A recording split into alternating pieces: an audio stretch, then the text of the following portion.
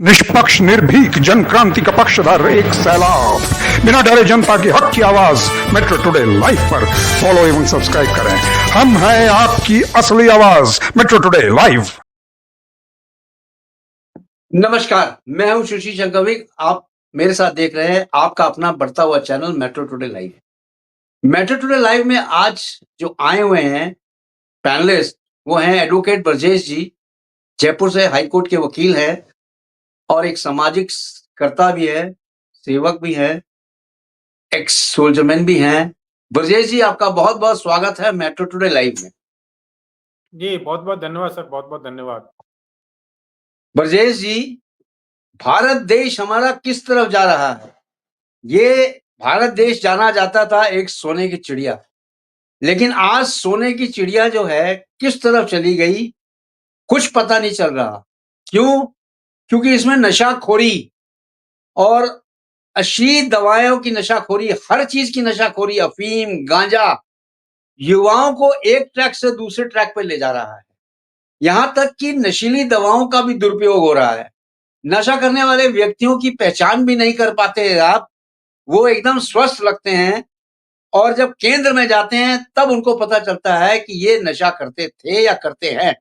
Drug addictions, नशे की किसी भी चीज की एडिक्शंस बहुत ज्यादा हो रही है भारत में। यहाँ तक कि जो नई पीढ़ी है, स्कूल कॉलेजेस से भी इन्होंने नशा करना शुरू कर दिया। या इवन यहाँ तक कि जो सिगरेट्स आते हैं, सिगरेट्स के अंदर गांजा मिला हुआ आता है, वो सिगरेट पी रहे हैं।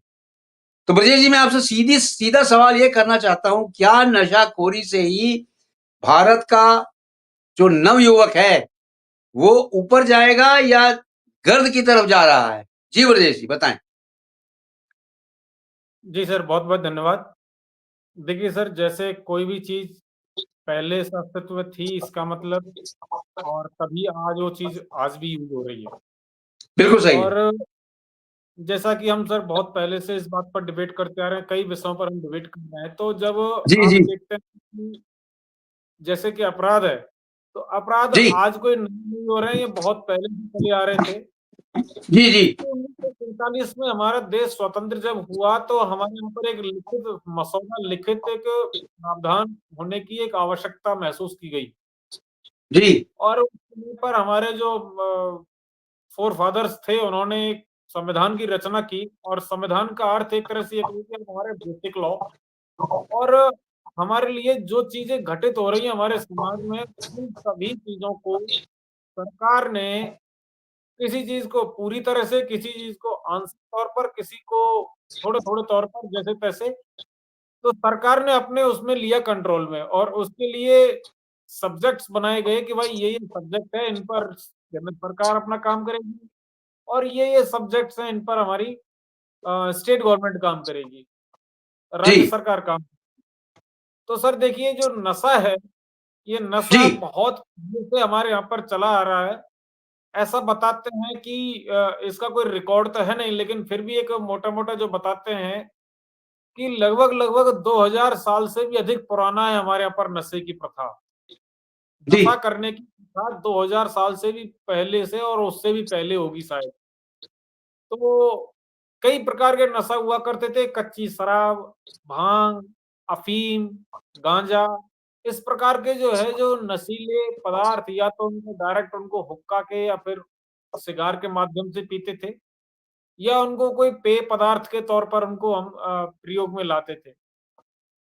तो जो नशा है सर ये बहुत पहले से चला आ रहा है और आज भी हमारे यहाँ पर समाज में विद्यमान है और इसमें जो है मैं स्वयं मेरी बात बता रहा हूँ व्यक्तिगत तौर पर बात कर रहा हूँ, बहुत नुकसान कर चुके हैं और अभी भी ऐसा लगता है कि शायद ये रुकने का नाम नहीं ले रहा है। जी सर ये नशा देखिए सर कोई भी चीज़ जो होती है डिमांड जब होती है तो इसका मतलब कहीं न कहीं उसका कोई सप्लायर भी होगा। बिल्कुल सही है। सिंपल सी बात है। हम दूध लेके आते हैं सर एक बूथ से, तो इसका मतलब हमारी डिमांड है दूध पीने की। दूध की डिमांड है बिल्कुल तभी सही है। हम दूध पी रहे हैं। और दूध तब लेके आ पा रहे हैं जब वहाँ बूथ पर वो मिल्क बूथ पर कोई सप्लाई करके जा रहा है पहले से ही। बिल्कुल सही। या तो रात को दूध वाली गाड़ी रात को आती होगी या सुबह सवेरे जल्दी में आके जो है वो बूथ पर सप्लाई कर देती है ताकि जो उसके कस्टमर हैं उनकी पूर्ति बिना किसी बाधा के, बिना किसी व्यवधान के हो जाए। जी, सप्लायर क्यों सप्लाई कर रहा है? क्योंकि उसको भी अपना एक मुनाफा लेना होता है सर। जी, जी, तो सर ये हर चीज का जैसे डिमांड है वैसे ही सप्लाई चेन बनी होती है, वैसे ही नशे की भी डिमांड की एक चेन बनी होती है और नशे की भी एक चेन बनी होती है। डिमांड और सप्लाई की चेन जब जुड़ जाती है, तब ये कंप्लीट बिजनेस का रूप ले लेता है, कोई भी प्रोडक्ट हो, जी, कोई भी सर्विस। सर ये जी, सिंपल सी जी, बात है, कोई भी बिजनेस माइंड वाला आदमी बताएगा इस बात को कि जब डिमांड और सप्लाई का जब तालमेल बैठ गया, तब आपका बिजनेस बढ़िया चलने लग गया। तो ये जो नशे का जो डिमांड है, इस डिमांड को पूर्ति करने वाले भी लोग बैठे होंगे और बैठे हैं, जी, जी, निश्चित है, ये सत्य बात है। अब सर क्या ये नशा हमारे यहाँ पर ही हो रहा है? क्या ये नशा की जो सप्लाई है हमारी कोई छोटे-मोटे एरिया से हो रही है? नहीं, जी नहीं। क्योंकि ये एक तरह से कि ब्लैक मार्केटिंग होती है, काला बाज़ार है, जो कि पर्दे के पीछे ही होता है, पर्दे के सामने इसको नहीं करते हैं। कहीं कच्ची-पक्की भट्टियों में बनाना होगा शराब का, कहीं साहब जो है आपके ये जो अफ़ीम, गाँजा वगैरह इसको पूर्ति करना है, वीड है आपका कैनाबीज़ वगैरह है, इनको सप्लाई करने के लिए ब्लैक मार्केटिंग में लोग काम कर रहे होंगे। जी, कई जगह ये चीज़ें आती हैं, कई एग्ज़ाम्पल हमारे सामने आते हैं सर। इसमें आपने देखा होगा सर 2 साल 3 साल पहले ये मामला बहुत तेज़ी से उठा था। स्टार्स भी इसमें पकड़े गए थे, क्रूज़ वगैरह पे पार्टियाँ हो रही थी। वहाँ बिल्कुल तक सही है, ये नशे की मामला पार्टियाँ होती थी। बिल्कुल सर और आज भी हो रही हैं। वो आज पकड़े भी हो गए, रही हैं। वो पकड़े गए, वो अपने स्थान पर है लेकिन आज भी वो हो रहे हैं। बिल्कुल, गलत काम वो हो इवन रहे हैं सर, इवन आज यहाँ भी तक मैं आपको यहाँ रोकना चाहता हूँ, यहाँ तक देखिए जितने भी हुक्का बार्स खुले हुए हैं, पूरे इंडिया में हुक्का बार जहाँ-जहाँ चल रहे हैं, उस हुक्का बार में सब जगह हुक्का के अंदर नशीले पदार्थ पेय का यूज़ होता है। और जो वहाँ जाने वाले हैं, अगर आप देखें, तो यंगस्टर्स हैं, यंग लोग हैं, लड़के-लड़कियाँ यंग जो हैं, वो वहाँ जाते हैं, दारू के नशे में रहते हैं और वहाँ पे हुक्का लेते हैं और भी कई चीज़ें इंटॉक्सिकेशंस की लेते हैं और फिर वहाँ से वो मस्ती में झूमते हुए आते हैं। यहाँ तक कि ये देखा गया है कि एक प्रोडक्ट आता है दवाई का जिसका नाम है एल्प्रोज़ोलॉम। एल्प्रोज़ोलॉम जो डॉक्टर्स लिखता है वो रिलैक्सेशन के लिए लिखता है। लेकिन एल्प्रोज़ोलॉम जो है अभी तो डॉक्टर्स के पर्चे पे मिलती है। पहले ये वैसे ही मिल जाया करती थी। लोग इसको नशे के लिए लेते थे क्योंकि ये इसके अंदर एक नींद की चीज़ मिली हुई है, जिसको लेने से इंसान को नींद आती है और वो नशा आता है। इसलिए एल्प्रोज़ोलम की खपत बहुत ज़्यादा हो गई थी, तो ये ड्रग कंट्रोल के अंदर आ गया और डॉक्टर्स इसको पर्चे पे लिखते हैं और पर्ची पे मिलती है। लेकिन विडंबना हमारे भारत देश में ये है कि किसी भी केमिस्ट के यहाँ अगर आप चले जाएँ और केमिस्ट आपका मित्र है या नहीं मित्र है, तो भी आपको एक पत्ता एल्प्रोज़ोलम सेडेटिव का दे देगा। क्यों? क्योंकि उसमें उसका प्रॉफ़िट हो रहा है। करेक्ट। प्रॉफ़िट प्रॉफ़िट लोग देख रहे हैं, लेकिन नशे की तरफ ढकेलते हुए युवा पीढ़ियों को नहीं देख रहे हैं। जी, ब्रजेश जी, बताएँ। हाँ, अब सर इसके लिए मैं जो बात बता रहा था सर कि क्या है जी, सर कि देखिए इसके लिए पहले कोई ऐसा हमारे पास में प्रावधान नहीं था, कोई ऐसा लीगल डॉक्यूमेंट नहीं था। लीगल डॉक्यूमेंट का जी, मतलब एक ही चीज़ है सर, मैं यहाँ पर एनडीपीएस के संदर्भ में देखा जाए, तो लीगल डॉक्यूमेंट का मतलब है कि उस पर जब कानून बनेगा तो उसके लिए एक डिपार्टमेंट भी बनेगा, उसके लिए स्टाफिंग भी होगी, उसके लिए एक व्यवस्था भी होगी और उसको कंट्रोल करने का एक मैकेनिज़्म भी क्रिएट होता है। बिल्कुल सही है। तो सर इस बात को बहुत पहले 1962-63 सन जी, 1962-63 में जी, संयुक्त राष्ट्र संघ में उठाया गया था जी, जी, कि भाई जो नशाखोरी है, जो ड्रग के जी, उसमें जाल में लोग विशेष तौर पर युवा लोग फँसते हैं, और ये एडिक्शन के तौर पर आ जाता है और इसमें घर की बहुत ज़्यादा बर्बादी हो जाती है। जी इसके लिए 62-63 में एक सभी देशों ने मिलके संधि की थी, उस पर एक प्रस्ताव पारित किया था संतृप्त संघ का जी और उसके अग्रसरण में उसी का पालन करते हुए भारत सरकार ने 1985 में एक कानून बनाया और उस कानून का नाम था एनडीपीएस एक्ट 1985 जी narcotics narcotics drugs and psychotropic substance act 1985 जी 1985 में ये कानून बनाया गया। उसमें हालांकि समय समय पर संशोधन भी हुए, 90s के टाइम पर भी हुआ, 2000 के टाइम पर भी हुआ, 2004, 14, 21 उसमें मतलब संशोधन भी समय के अनुसार होते रहे, लेकिन जो वो प्रिंसिपल डॉक्यूमेंट है एनडीपीएस एक्ट 1985 उस वो एज इट इज। 1985 के कानून में एनडीपीएस एक्ट के जो कानून है उस कानून में लिखा हुआ है कि भाई राज्य स्तर पर नेशनल स्तर पर, राज्य स्तर पर और जिला स्तर पर जी जो आपके नशाखोरी के जो पदार्थ हैं उनको रोकने के लिए एक डिपार्टमेंट होगा। नेशनल लेवल पर एनसीबी होती है सर, उसको जी जी बोलते हैं नारकोटिक्स कंट्रोल ब्यूरो। जी एनसीबी होती है, एनसीबी नेशनल लेवल पर होती है, राज्य स्तर पर भी अपने आबकारी विभाग होता है। जी उसको जी एक्साइज उसको इंग्लिश में एक्साइज डिपार्टमेंट कहते हैं सर। जी और उसके एक्साइज डायरेक्टर भी होते हैं, एक्साइज फिर कमिश्नर भी होते हैं। आपके जिला स्तर पर जो अधिकारी होता है, उस अधिकारी का नाम होता है DEO, district excise officer.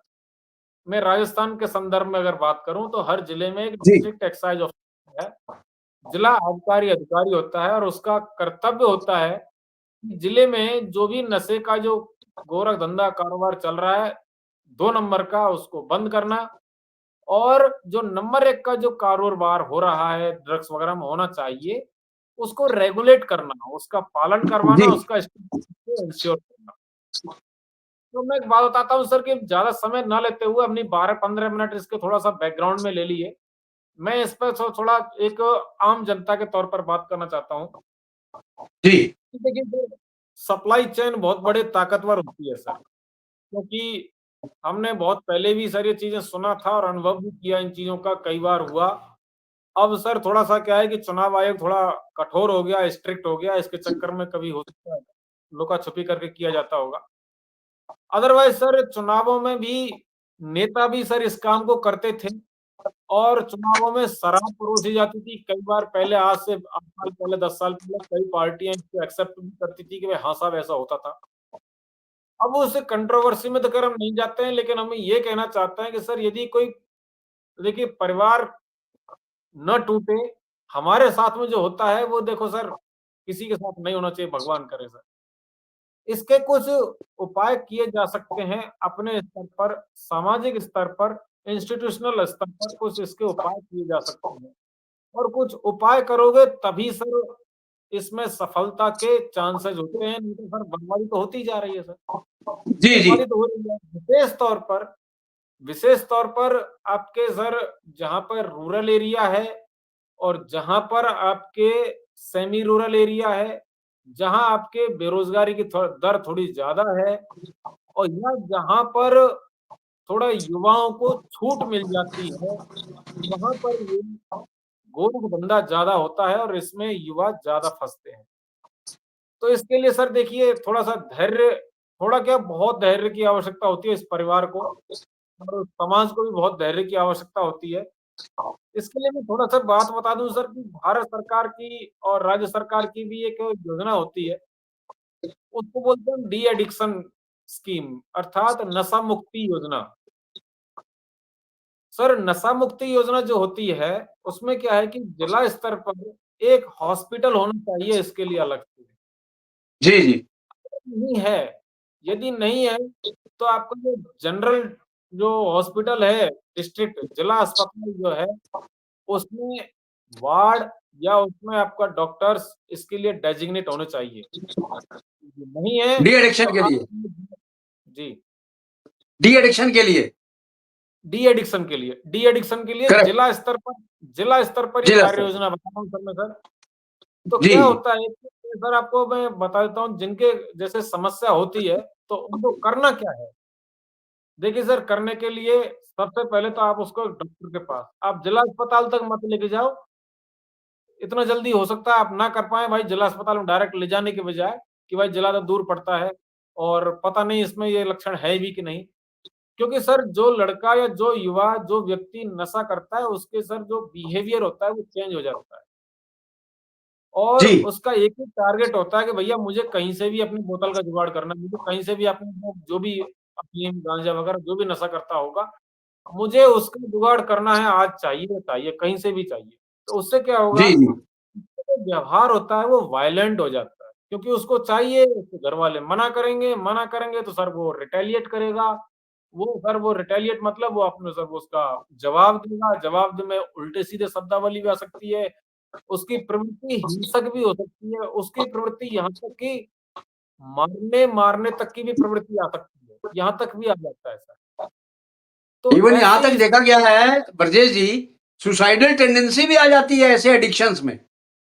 Correct, correct sir, suicidal tendency आ जाती है जब क्या होता है कि जब वो अपने आप को जो ओवर पावर करते हुए मानता है कि मैं उसमें सक्षम हूँ, तो वो दूसरों को मारने के बारे में सोचता है और जब वो लगता है कि करेक्ट मैं करेक्ट सक्षम नहीं हूँ, ये मेरे ऊपर हावी हो जाएँगे, तो वो खुद मरने के बारे में भी सोच लेता है। यहाँ तक सोचता ऐसी है। स्थिति आ जी जाती है जी सर। जी अब जी इसके लिए ये कहना चाहूँगा कि इतनी बड़ी स्थिति ना आए, इसके लिए मैं सभी जो पेरेंट्स हैं, सभी जो लोग हैं, उनके जो परिवार वाले हैं, उनसे भी मैं एक रिक्वेस्ट करना चाहूँगा कि ये जो नशा मुक्ति का जो कार्यक्रम है, ये निःशुल्क है, फ्री है। बिल्कुल ये फ्री तो है ये।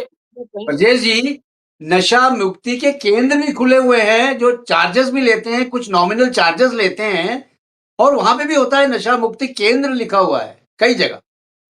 हाँ, इसका बता देता हूँ जी सर मैं सर कि जो नशा मुक्ति केंद्र जो होता है, जी उसका एक स्केलिंग होता है। जैसे आप अगर एक हॉस्पिटल खोलते हैं ना, उसके भी कुछ मापदंड होते हैं, वैसे ही नशा मुक्ति के भी मापदंड होते हैं।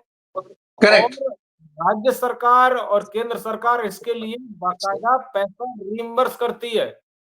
बिल्कुल सही है। जैसे जैसे आपने सर राजस्थान में देखा होगा, सिटी में रसोई चलती है सर। जी जहाँ पर यदि कोई व्यक्ति जैसे विशेष तौर पर कोई रूरल एरिया से, ग्रामीण क्षेत्र से या दूसरी सिटी से कोई व्यक्ति आ जाता है, तो उसको सर ₹8 में थाली मिलती है ना अपने जयपुर में सर, उसमें रसोई में। जी जी जी जी जी जी ₹8 में तो खाना बन नहीं पाता, तो अब बाकी के पैसे कौन देता है? बाकी के पैसे स्टेट गवर्नमेंट गवर्नमेंट देती है। बिल्कुल बिल्कुल जो भी सर थाली पे खर्चा आता होगा, ₹35, ₹36 जो भी खर्चा आता है, तो जो भी है ₹8 के अलावा वो सरकार उसमें डालती है सर। करेक्ट ठीक वैसे ही नशा मुक्ति के लिए भी सरकार व्यक्ति के लिए पूरे खर्चा देती है। जी जी उनके पास में जो नशा मुक्ति जिन्होंने केंद्र खोल रखा है, आप उनका लाइसेंस चेक कीजिए, कि आप उनसे पूछिए कि भैया आपने जो लाइसेंस लिया उसमें आपको फंड कहाँ से मिलता है? जी जी वो फंड उनको गवर्नमेंट देती है जी जी और वो फंड इसीलिए देती है कि ताकि आप उनकी जो नशे में जो लोग डूबे हुए हैं, उनकी आप निःशुल्क उपचार कर सको। उसमें डॉक्टर, उसमें योग, डॉक्टर, साइकोलॉजिस्ट और उसमें आपके लिए सारी व्यवस्थाएँ होती हैं। उसका एक छोटा-सा मैं मैकेनिज़्म बता देता हूँ सर, जी जी कि इसके लिए सरकार की ज़िम्मेदारी होती है सर कि वो जन जागरूकता अभियान भी चलाए समय-समय पर। जी जी तो जो समाज में जो नशे में आ चुके हैं, इसका एक बाकायदा एक मैकेनिज़्म है सर। सबसे पहला चरण क्या होना चाहिए हमारा सर? सबसे पहला चरण है उनकी पहचान करना, फिर उनका सर जो है इलाज करवाना। पहचान, आइडेंटिटी आइडेंटिफिकेशन फर्स्ट, फिर उसका सर ट्रीटमेंट होता है। ट्रीटमेंट, उसका इलाज चलवाया जाता है। इलाज लंबा हो सकता है, महीने का, 2 महीने का, 6 महीने का लंबा इलाज हो सकता है सर। जो डॉक्टर होते हैं वो स्पेशलिस्ट होते हैं, वो एक्सपर्ट होते हैं, उनको पता है कि कितना इलाज करना चाहिए। जी इलाज होने के बाद में सर उनका फिर सर उनकी एक बाकायदा फाइल बनती है। आपको मैं एक बात बता दूँ यहाँ पर एक ये मुख्य बात, कि जिनका इलाज होता है उनकी एक फाइल बनती है बाकायदा और उनको समाज से मुख्य धारा में जोड़ने के लिए उनको रोजगार के लिए पैसे भी दिए जाते हैं सर। अच्छा, उनको वेरी गुड। उनको ट्रीटमेंट के साथ-साथ उनको उनका कौशल विकास किया जाता है, उनका स्किल डेवलपमेंट किया जाता है, उनके लिए जिस चीज़ में वो चाहें वो ट्रेनिंग वगैरह भी दी जाती है उनको, बाकायदा उनको ट्रेनिंग का सर्टिफिकेट भी दिया जाता है और very good. Successful training complete करने के बाद में यदि वो चाहें तो वो कहीं जॉब भी कर सकते हैं और यदि वो चाहें तो अपना खुद का रोज़गार भी चला सकते हैं। तो ये जी, सर जी। कार्यक्रम नशा मुक्ति का, इसका ये उपाय है और अब एक क्वेश्चन आता है कि साहब हम करें क्या? तो करने के लिए सबसे पहली बात है सर आपके पास में जो भी नियरेस्ट हॉस्पिटल है, प्राइमरी हेल्थ जी, सेंटर है तो आप वहीं लेके जाइए। ठीक है। वो डॉक्टर आपको बता देंगे कि इसमें ये लक्षण है, तो इसके लिए आप उस हॉस्पिटल में ले जाइए, वहाँ पर आपका ट्रीटमेंट है। तो सर जैसे ही आपका ट्रीटमेंट स्टार्ट हो जाता है तो आपका फिर एक उम्मीद बनने लग जाती है। लेकिन इसमें सबसे बड़ा जो प्रॉब्लम होता है पहला स्टेप कि वो ट्रीटमेंट स्टार्ट नहीं होता।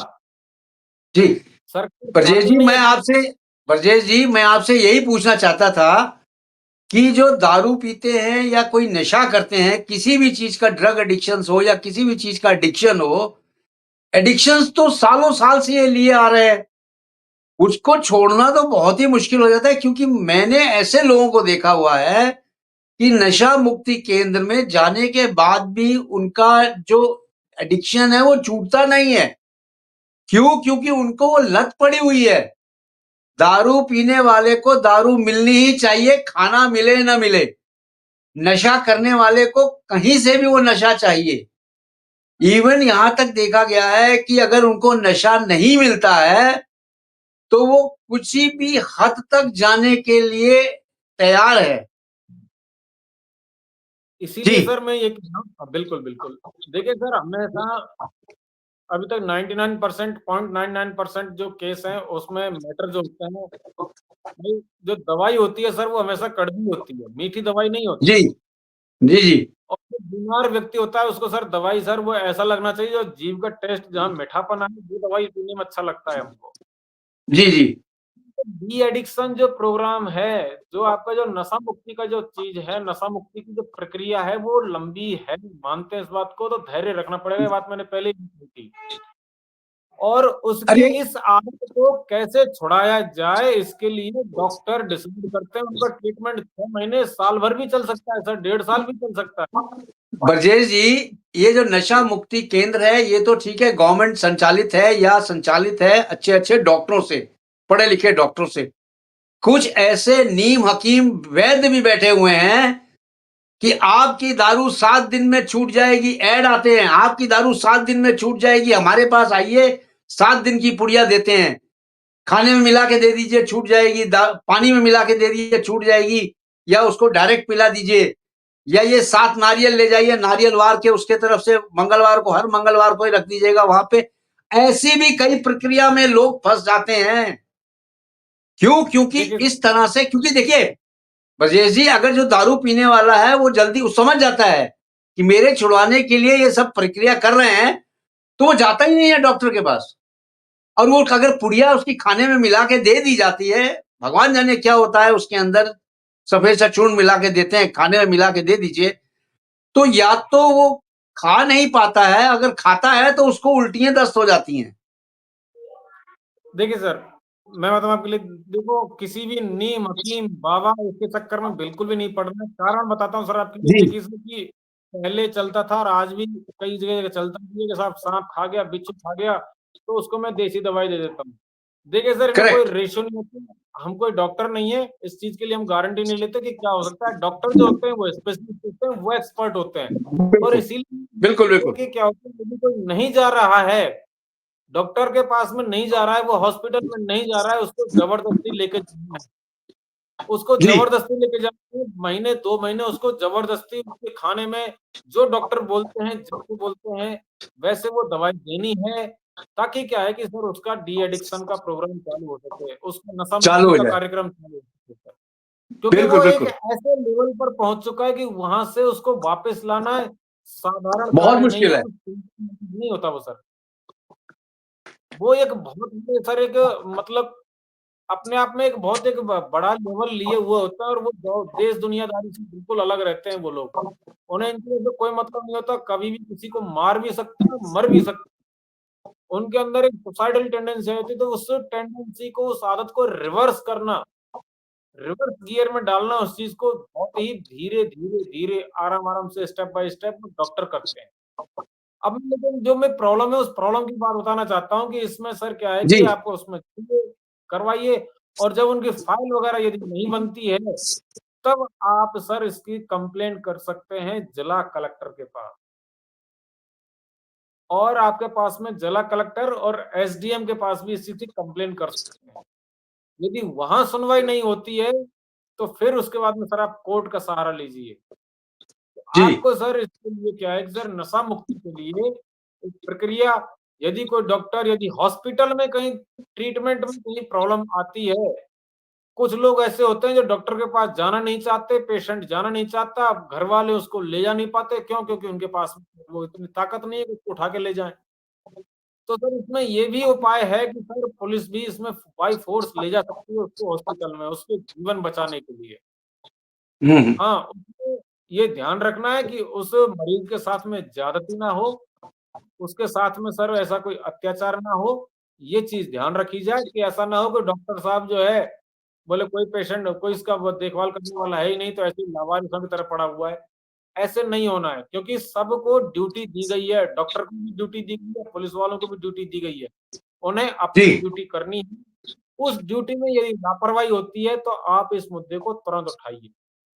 जी, तो ये सर आपका फिर जो है कि आपका इलाज भी होगा और आपका सर पुनर्वास भी होगा। रिहैबिलिटेशन कार्यक्रम भी चलाए जाते हैं। लेकिन सर क्या है, ये बहुत टेढ़ी खीर है, चलन में नहीं है। लोग जब चीज़ें है ही नहीं, ये काम सरकार का था, सरकार को करना चाहिए था, बहुत पहले से जन जागरूकता चलानी चाहिए थी।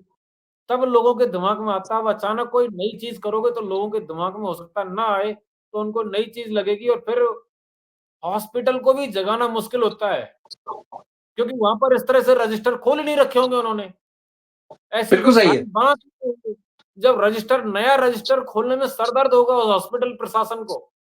यार हमें इनका कोई अलग से वो खोलना पड़ेगा, डाटा बनाने पड़ेगा, उनके स्टैट्स बनाने पड़ेंगे। ये चीज़ें डॉक्टर करने में भी सर वो क्या करते हैं कि वो भी लापरवाही करेंगे, टरकाएँगे। जी, जी, बोले नहीं छोड़ो यार, लेकिन इसके लिए हमको सजग रहना है, थोड़ा-सा अडिग रहना होता है, अडामेंट होना है, हमें स्टिक होना है। जी, जी। तो ये सर ठीक आपने है, सर ये थोड़े-से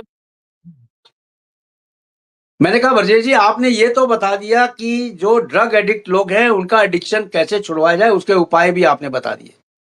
लेकिन जो खुले आम बाज़ारों में नशा चल रहा है यानी कि चाय की थड़ियों में नशा, होटलों में नशा, प्यारा-प्यारा सा नशा चाय में अफ़ीम मिला के पिलाई जा रही है, चाय वाले मशहूर हो रहे हैं। वहाँ पे लंबी-लंबी लाइनें लगती है उस चाय को पीने के लिए। उस एडिक्शन को कैसे छुड़ाया जाए हमारे नवयुवकों से? सर उसका तरीका जो मैंने बताया वो नशा मतलब नशा ही है, किसी भी प्रकार का हो, उसकी चीज़ यही है नहीं, नहीं, पहले आप छुड़वाना। मेरी बात नहीं समझ पाए। चाय की मैं दुकान, समझ गया सर, मैं बताता जयपुर हूँ में सर। ऐसी कई चाय की दुकानें हैं, आपको भी पता होगा जयपुर में ऐसी कई चाय की दुकानें हैं, जहाँ पे चाय के अंदर अफ़ीम मिला के दी जाती है। हर इंसान को जो भी वहाँ चाय पीने आता है और वो इंसान अगर मान लीजिए 10, 15, 20 किलोमीटर दूर भी रहता है, तो भी वो चाय पीने उसी थड़ी पे आता है जहाँ से उसको अफ़ीम मिला के दी गई है। क्यों? क्योंकि उस चाय का टेस्ट, उसके अंदर अफ़ीम प्लस उसके मस्तिष्क को जनरेट करता है और वो वहीं आता है। ऐसी चाय की थड़ियों पे कैसे लगाम लगे, ये मैं पूछ रहा था आपसे। बिल्कुल, बिल्कुल, मैं आपको यही आंसर देने वाला था, यही आंसर बता हाँ, रहा था। बताइए, देखिए सर बताइए मैं प्लीज़। समझ गया कि जो करने वाले हैं नशा उनका तो इलाज हो सकता है, लेकिन जो नशा जी, कराने वाले हैं तो उनका इलाज कैसे हाँ, हो? उनका इलाज कैसे हो? बिल्कुल सही। उनका इलाज जो नशा करने वाले हैं वही करवाएँगे, वही बताएँगे। जब पुलिस चाहे तो सब कुछ कर सकती है, क्योंकि उनके इंटेलिजेंस वही करेंगे, उनके जासूस जो है ना नशा करने वाले, क्योंकि जी, आप बोल रहे हो सप्लायर कैसे पकड़े जाएँ, आप बोल रहे हो सप्लायर कैसे पकड़े जाएँ, वो कस्टमर बताएँगे, जब आप उनका ट्रीटमेंट करोगे ना सर, जब आपको बताएँगे सर वो। जी, जी, बड़े-बड़े आतंकवादी को जब सर पकड़ते हैं ना, आतंकवादी को पकड़ते हैं ना, तो आतंकवादी बताते हैं ना कि मैं वहाँ से हथियार लाता था, मुझे वहाँ से ट्रेनिंग मिलती थी। तो जी सेम जी जी। ये आएगी तो पुलिस इनसे पूछेगी, डॉक्टर पूछेगा इनसे बकायदा। यही मैंने बताया सर, जब वो नशा का जब उनका सर वहाँ पर जिला अस्पताल में उनका रजिस्टर बनना चाहिए एक, उस रजिस्टर में एंट्री होनी चाहिए लॉ की कि भाई क्या-क्या हो रहा है, कहाँ से लाए आप ये? तो वो जी बताएँगे सर कैसे बताएगा इसको सर। बट ब्रजेश जी, ये क्या कच्ची बस्तियां, जितनी भी कच्ची बस्तियां हैं वहां पे अफीम गांजा खुलेआम बिकता है, और प्रशासन और जो पुलिस वाले हैं उनके नाक के नीचे बिकता है। फिर भी कच्ची बस्तियों से लोग लेके आते हैं, वहां पे कोई रेड नहीं पड़ती है। मैं सर यही कह रहा हूँ कि ये जो मैं बता रहा हूँ, जो कानून में लिखा हुआ है उसका पालन नहीं हो रहा है, वो यही कारण है। कारण ये नहीं है कि सर वो नशा कर रहे हैं, कारण ये भी है कि जो नशा कराने वाले हैं वो नहीं पकड़े जा रहे हैं। क्यों नहीं पकड़े जा रहे हैं? क्योंकि पकड़ने वालों को चिंता नहीं है। क्योंकि इनकी बंदी बनी हुई है, इनको वहां से पैसे आते हैं, इनको रेवेन्यू आता है, इनको रेवेन्यू आता है। जिसको रेवेन्यू, दिन भर में अगर कोई नशा करने वाले सप्लायर है, अगर दिन भर में वो मान लीजिए 1 लाख का माल सप्लाई करता है, अगर उसने 10% भी 20% भी दे दिया, उसके घर से क्या गया?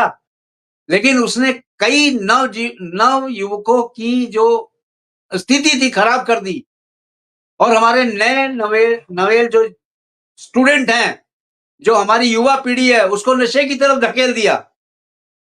मैं यही कह रहा हूँ सर कि इसके उसपे लिए जो कैसे लगाम लगे? उसपे कैसे उसकी लगाम लगाम लगे? उसकी लगाम इसी तरीके से लग सकती है कि जो नशा करने वाले हैं वही इनकी मखौरी करके बताएं कि भाई कहाँ से। और दूसरा, प्रशासन थोड़ा ईमानदार हो, सरकार लेवल पर ईमानदारी, सरकारी लेवल पर सर, गवर्नमेंट स्तर पर जो आपके सर जो शासन है, आपने जो वो किया क्वेश्चन, ये किया आपने कि एडमिनिस्ट्रेशन कमजोर है, बिल्कुल सही है। एडमिनिस्ट्रेशन कमजोर, ये सर आपने एक एडमिनिस्ट्रेशन ओवरस्टेट कमजोर है, एडमिनिस्ट्रेशन को सब पता है। आप एक तो बात ये बताइए, आप एक बात बताइए, कोई भी चोरी होती है, क्या पुलिस वालों को नहीं पता है? सब पता है। जरा सा अगर इनको टाइट किया जाए, ये सब खोज के ले आते हैं। आज किसी मंत्री विधायक की अगर भैंस भी चोरी हो जाए, वो ये खोज के ले आएंगे। और बड़े बड़े मोबाइल और जो चोरियां होती हैं, गहने की चोरी होती है, जो डाके पड़ते हैं, वो चोर पकड़े नहीं जाते। क्या मतलब है ऐसा? ये सर अपना ये देखिए, ये आपका सर प्रशासन का फेल्योर है। ये सर हमारे इधर देखो भ्रष्टाचारी की जो फेल्योर, भ्रष्टाचारी का एक उदाहरण दिया आपने, भ्रष्टाचार का उदाहरण दिया कि प्रशासनिक भ्रष्टाचार नहीं, है। भ्रष्टाचार का उदाहरण तो है, लेकिन भ्रष्टाचार और जो हमारा जो नशाखोरी है, ये एक दूसरे से मेल खा रहा है। तो मैं यही कह रहा हूँ सर, इसके लिए तो सर देखिए आपको जो लीडरशिप है वही आपकी स्ट्रांग होनी चाहिए, या आपका सर वहां से कोर्ट के माध्यम से इनको पनिशमेंट मिले। कोर्ट के माध्यम से कैसे पनिशमेंट मिलेगी? कोर्ट के माध्यम से कैसे पनिशमेंट मिलेगी? ये जो ये नशा करने वाले हैं, इनका ट्रीटमेंट होगा जब वहां से निकल के आएंगे ना लोग, तब पता लगेगा कि यह सप्लाई कहाँ से हो रही है। अच्छा एक बात बताइए सर, कुछ चीज भी है ना, नशा किसको करवाया जाता है? जो थोड़ा बहुत जिसको आदत लगने वाली होती है उसको लगाई जाती है। सबको तो नहीं लग करेक्ट। सकती नशा ना ना सर, ना। सभी को तो नहीं लग सकती है। तो मैं ये कह रहा हूँ कि सर विक्टिम को हम सर प्रशासन को संभालें, उनका जो उनकी हमें काम करें, वो हमारे इतना बस में नहीं है। हम ये बोल रहे हैं सर विक्टिम को भी संभालना वही बड़ी बात है। बिल्कुल सही है। हम सर अपने जो मरीज है उसको संभाल लें, वो एक बड़ी बात है। मरीज के वही लिए बहुत फाइट बड़ी चीज है। करना, तो सर जी। मरीज का ये तकलीफ यही है सर, इसके लिए आप थोड़ा-सा फाइट कर रहे हैं, घर वाले और इसके जो इसके रिलेटिव्स हैं वो भी फाइट कर रहे हैं, और नशाखोरी का ये एकमात्र ये उपाय हो सकता है। बिल्कुल सही कह रहे हैं। जी, ओवर टू यू और सर। मैं आपसे ये पूछा, हाँ, मैं आपसे ये पूछना चाहता हूँ ब्रजेश जी, किसी चीज का भी नशा हो, चाहे दवाई का नशा हो, चाहे व्यक्तिगत किसी चीज का भी नशा करता है। मेडिकल में मेडिकल की दवाइयों का नशा होता है, दारू में नशा होता है, हर चीज का नशा करते हैं। और जो नशा करने वाले लोग हैं, ये अगर 500 आदमी के बीच में भी 10 आदमी नशाखोर घूम रहे हैं, तो ये जल्दी से आइडेंटिफाई हो जाते हैं कि ये आदमी नशा करता है, क्योंकि उनके चेहरे से झलक जाता है, उनके बिहेवियर से पता चल जाता है। उनके बात करने से, लिहाजे से, तमीज से पता चलता है कि ये नशाखोर है। वहीं पे अगर उसको रोक लिया जाए तो हो सकता है ये नशा आगे ना करे। बिल्कुल, बिल्कुल, बिल्कुल। ये सर बिल्कुल आप ये सही कह रहे हो, तो इसी के लिए मैंने आपको बताया सर कि इसलिए पहचान करके फिर उनको सर पहचान जो है, करके पहचान करके उनको सर एक उसमें इंस्टीट्यूशनल मैकेनिज़्म में डालना ज़रूरी है उनको। बहुत आज सर जरूरी है। हमारे पास हैं, हॉस्पिटल्स हैं, प्रशासन है, सरकार है। देखिए सर, नहीं सुनता, कोई नहीं मानता, सरकार नहीं सुनती। अरे आप एक बार करके तो देखो, पीछा करके तो देखो, फिर देखो कितना होता है। जी, जी, जी। आप सर जो ये जो तो भी जानने वाले, तो इसलिए सर इनके लिए पहचान करके इनको आगे बढ़ाना ये हमारा कर्तव्य है जी, सर। जो घरवाले हैं ब्रजेश जी, उनका एक मैं ब्रजेश जी, मैं आपसे एक ये सवाल पूछना चाहता हूँ, मतलब जाति सवाल मेरा है। अगर मान लीजिए इतने एनजीओज़ काम कर रहे हैं देश में, अगर एनजीओज़ को ही टारगेट दे दिया जाए कि नशा खत्म करना है हमने भारत से, आप सारे काम छोड़ दीजिए, कोई भी आपको नहीं दे रहे हम टारगेट, केवल नशा मुक्ति भारत बनाना है। ये कैसा सुझाव रहेगा 140 करोड़ जनता के बीच में जो एनजीओज़ काम कर रहे हैं? अगर बिल्कुल सर, केवल बहुत वो अच्छी बात नशे है पे काम सर। करें। एनजीओ जिसमें सामने आते हैं तो सर इसमें बिल्कुल हम इसमें हेल्प कर सकते हैं 100%, और एनजीओ के साथ में हम काम कर सकते हैं बिल्कुल सही है। 100%। बिल्कुल, बिल्कुल सर, यदि कोई एनजीओ सामने आता है, एनजीओ अगर इसमें फ्रंट में आते हैं, तो सर हम 100% उनकी हम मिलके काम करने को तैयार है एनजीओ से। जी, जी। तो बिल्कुल। 140 करोड़ जनता को मैं आह्वान करता हूँ मेट्रो टुडे लाइव की तरफ से, यहाँ पे ब्रजेश जी के नंबर्स दिए हुए हैं। आप ब्रजेश जी से डायरेक्ट कॉन्टैक्ट कर सकते हैं और कोई भी नशा मुक्ति के बारे में सुझाव लेना हो या कुछ करना हो, आप ब्रजेश जी से इस नंबर पे कॉन्टैक्ट कर सकते हैं और वो आपको सुझाव भी दे देंगे और आपके साथ कदम से कदम मिला के चलेंगे। समय मेरे पास इतना ही था। Thank you very much. जय हिंद, जय भारत। जय हिंद सर, जय हिंद।